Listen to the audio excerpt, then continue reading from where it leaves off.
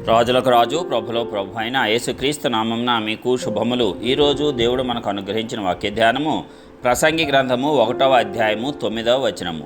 మునుపు ఉండినదే ఇక ఉండబోవునది, మునుపు జరిగినదే ఇక జరగబోవునది, సూర్యుని క్రింద నూతనమైనదేదియూ లేదు. ప్రియులారా, ఈ వాక్య ధ్యానాన్ని మనం పరిశీలించినప్పుడు జ్ఞాని అయినటువంటి సొలొమోను భక్తుడు రాసినటువంటి ఈ యొక్క గ్రంథంలో అనేకమైనటువంటి అంశములు మనము గమనించవచ్చు. ఇవి కూడా మనకు సామెతల్లాగా జ్ఞానాన్ని అభివృద్ధి చేసేవే. మరి ఎందుకంటే సొలొమోను చక్కగా పరిశీలించి అధ్యయనం చేసి వీటన్నిటినీ కూడా రచించటము జరిగింది. అది కూడా దేవుని పరిశుద్ధాత్మ శక్తితోనే, అతని సొంతంగా ఏమీ రాయలేదు, కానీ దేవుని యొక్క ఆత్మ ప్రేరేపణ శక్తితోనే అతను రాయటం అనేది మనం చూడవచ్చు. ఇక్కడ చెప్తున్నది ఏంటంటే, మునుపు ఉండినదే ఇక ఉండబోవునది, మునుపు జరిగినదే ఇక జరగబోవునది, సూర్యుని క్రింద నూతనమైనది ఏదియూ లేదు. మరి ఇది అనేకమైనటువంటి అంశాల్లో మనం కూడా చూస్తూనే ఉంటాం.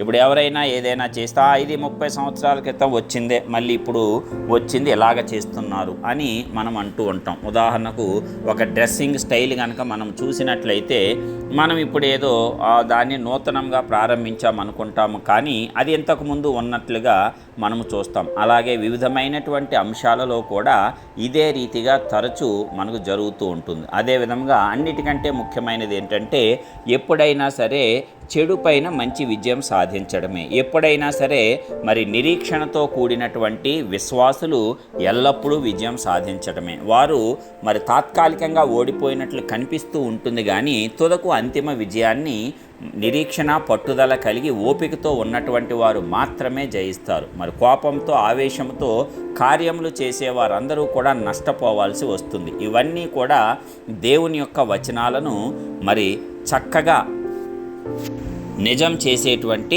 అంశాలే. మరి అనాది కాలముగా దేవుడు సృష్టించినటువంటి మానవుడు అపవాది చేత మోసపడుతూ ఉన్నాడు. ఇప్పుడు కూడా అదే జరుగుతూ ఉంది, అనేక రకములైనటువంటి మోసములు. అయితే ఆ మోసం అనేది అనాది కాలం నుంచి వచ్చి ఉన్నదే. అదే విధముగా దేవుని యందు విశ్వాసం ఉంచినటువంటి వారు అద్భుతమైనటువంటి సురక్షితమైన జీవితాన్ని జీవించడం అది కూడా ఇప్పుడు కొనసాగుతూనే ఉంది. అందుకే మనం బైబిల్ని కనుక ధ్యానం చేసినట్లయితే ఆది కాండం నుండి ప్రకటన గ్రంథం వరకు ఇవన్నీ కూడా మనకు బోధపడతాయి. మరి గతకాలపు పూర్వపు మొదటి తరపు భక్తుల యొక్క విశ్వాసుల యొక్క జీవితాలు మనం చూసుకున్నప్పుడు, అబ్రహాము మొదలుకొని నోవహు మొదలుకొని వీరందరి జీవితాలు మనం చూచినప్పుడు ఏ రీతిగా జరుగుతుందో, మరి ఇప్పుడు కూడా అబ్రహాం ఆశీర్వాదము, దావీదు శాశ్వత కృప మరి పని చేయటం అద్భుతమే కదా. మరి గతంలో జరిగింది, ఇప్పుడు కూడా దేవుడు మనకు అబ్రహాము లాంటి ఆశీర్వాదం ఇస్తున్నాడు శిలువ ద్వారా. అదేవిధంగా దావీదు యొక్క శాశ్వత కృపను ఇస్తున్నాడు.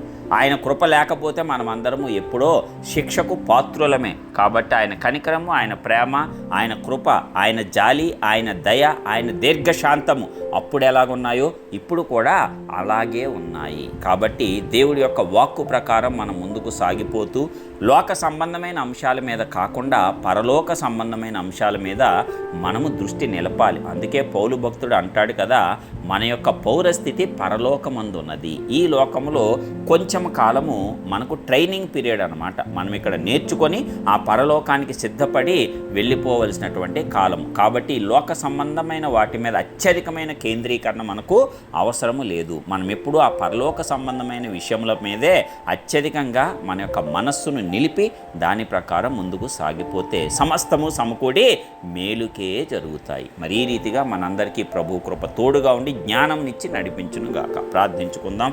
మహోన్నతుడైన గొప్ప దేవ, నీకే స్తోత్రాలు. మరి ఒక నూతన దినమును అత్యద్భుతమైనటువంటి జీవంతో మాకు అనుగ్రహించినందుకు వందనాలు అయ్యా.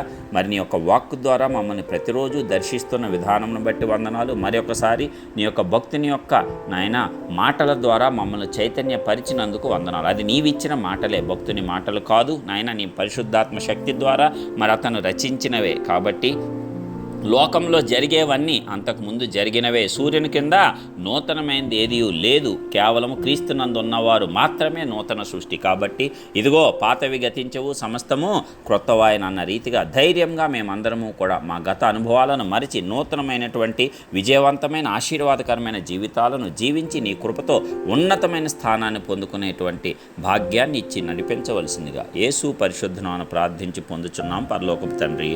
ఆమెన్.